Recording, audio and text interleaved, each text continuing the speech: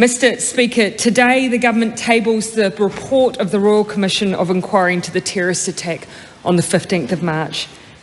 Before we begin with the findings and the steps we must take, let me first speak directly to the Muslim community in New Zealand. Nothing in this report, nothing that had happened in the courtroom, nothing that we have done in this Parliament, or nothing we will do in the future of this Parliament will take back what happened that day. But I hope each of those acts takes us one step closer to justice and one step closer to change. Till that day, I say, Assalamu alaikum. May peace be with you and may peace surround you. Mr. Speaker, 10 days after March 15, we announced the Royal Commission. It is reserved for matters of the gravest public importance. We wanted to ensure that this independent inquiry was able to ask the questions that we all had, but that most importantly, the Muslim community had.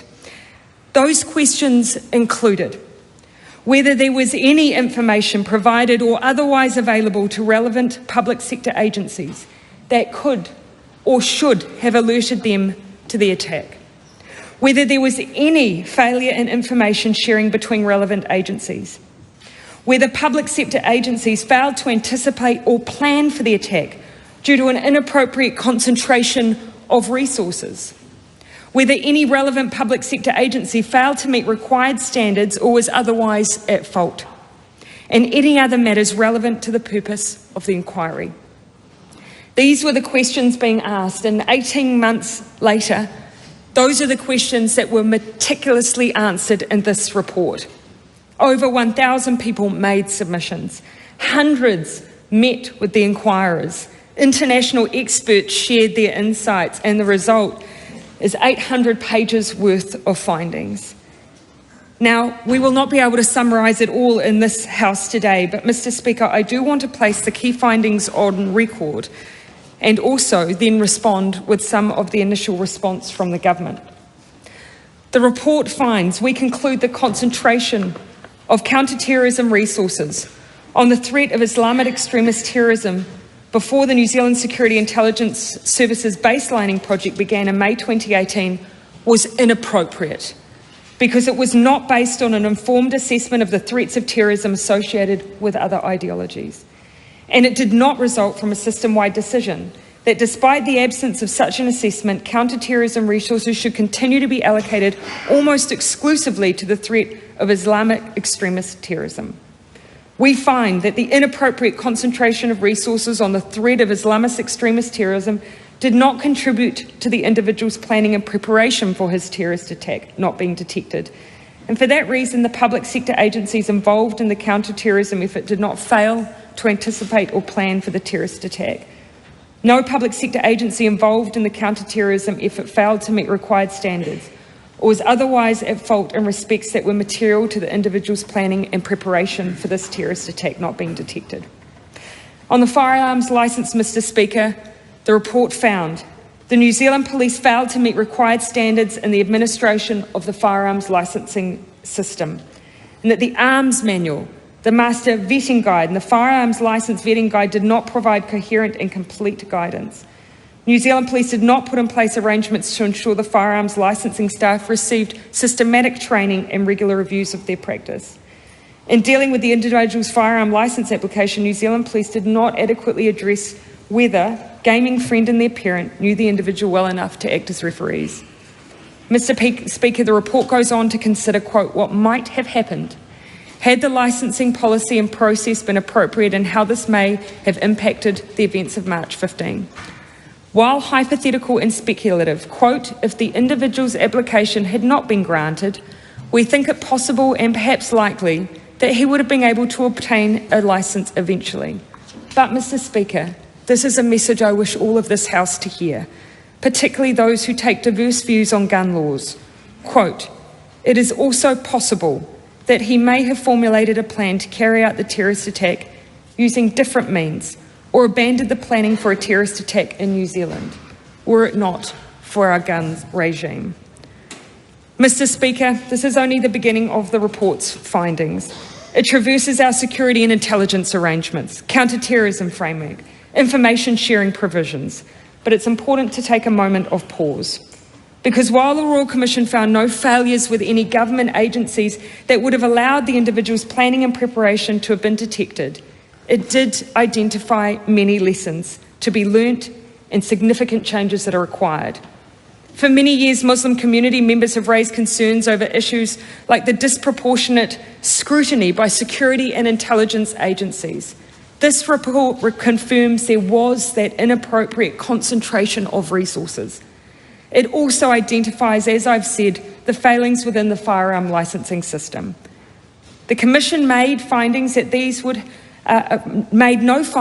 these would have stopped the attack, but they were failings nonetheless. And for that, on behalf of the government, I apologise. This report also identifies a permissive firearms regime. For that, we must all take responsibility. It demonstrates why, Mr. Speaker, it demonstrates why we took those steps immediately on military-style weapons, why it was so important that we made the changes we did. But it also tells a story of over decades and decades, a lack of action in an area where there was much needed reform. Mr. Speaker, there is much work to do. I don't want the response to this report to be political. Many recommendations, of which there are 44, relate to issues that we will seek consensus over. We will work hard to achieve that. But let me start by outlining some of the plan that we can announce from today. Firstly, we agree in principle with the 44 recommendations. Secondly, Minister Andrew Little will coordinate the cross-government response to the recommendations. Thirdly, some of our immediate responses include, in line with Recommendation 30, we will establish a Ministry for Ethnic Communities, long called for, Mr. Speaker. Following Recommendation 35, we will establish an Ethnic Communities graduate program within our public sector. Recommendation 25 and 26, which suggested to us that we needed to continue to support victims and survivors, Mr. Speaker, of the attack on that day, and we will do that through wraparound support, directly walking alongside those families. Recommendation 14, we will establish a National Centre of Excellence to prevent violent extremism and promote, Mr. Speaker, those preventative actions that are known to reduce radicalisation, and they do fall in the space of social cohesion. I do not call them social engineering, I call it prevention. Mr. Speaker, Recommendation 42, which establishes an organisational response within the police to recording and managing hate crime. Also, early intervention programs across agency to address risk factors that we know lead to radicalisation. Recommendation 44, we will work with parties across Parliament on the gaps in hate speech legislation. I know this is a contentious area, and we will work with determination to try and form that consensus if we can. Mr. Speaker, in Rec 18, we see calls to strengthen counter-terrorism legislation. That was something the government had started work on prior to March 15, and we will now bring those amendments to the House. Mr. Speaker, there is much to do, but I want to leave my final words as words of thanks to the Commission for its enormous work. And I can do no better than summarise the path ahead than using their own words. Quote, "We accept political engagement on these issues will not be easy, but facing up to the hard issues and having open public conversations are critical.